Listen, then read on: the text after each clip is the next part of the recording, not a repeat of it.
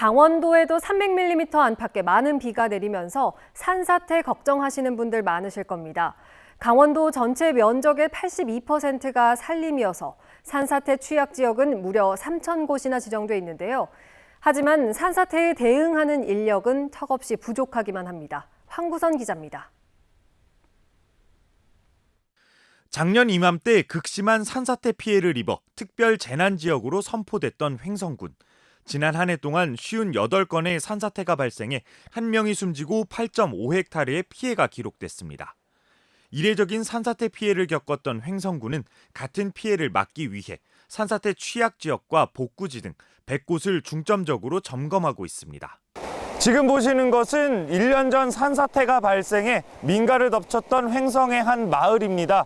지금은 이렇게 사방댐이 설치돼서 물의 흐름이 관리되고 있습니다.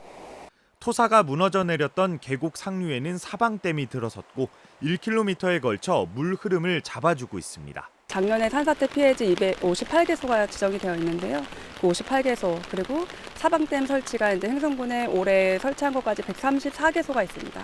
그 지역을 중점적으로 주민들로 구성된 산사태 현장 예방단은 산사태 대응 공무원을 보조하며 사방댐에 쌓인 토사를 거두거나 나뭇가지를 치우고 산사태 위기를 시군에 통보합니다.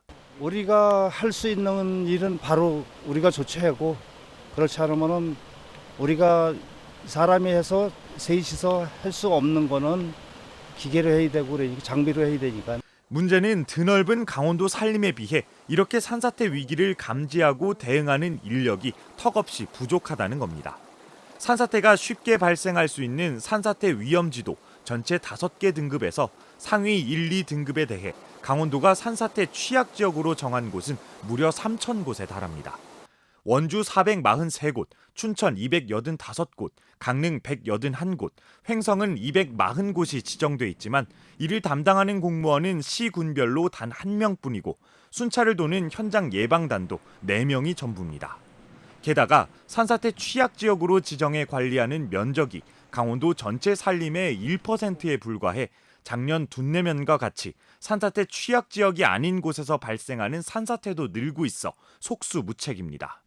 산림이 전체 면적의 8화를 넘는 강원도에는 그 특성을 반영한 산사태 대응이 필요하다는 지적입니다. 이번에 강원도가 강원특별자치도로 출범했잖아요.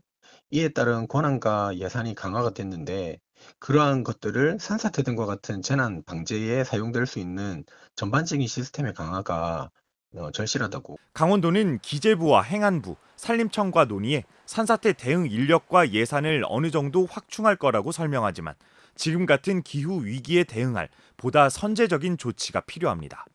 기상청이 적어도 이달 말까지 계속해서 장맛비가 내릴 거라 예보한 가운데 영월과 평창, 삼척에는 산사태 경보가, 전국적으로 산사태 위기 경보는 최고 단계인 심각이 발령된 상태입니다. MBC 뉴스 황구선입니다.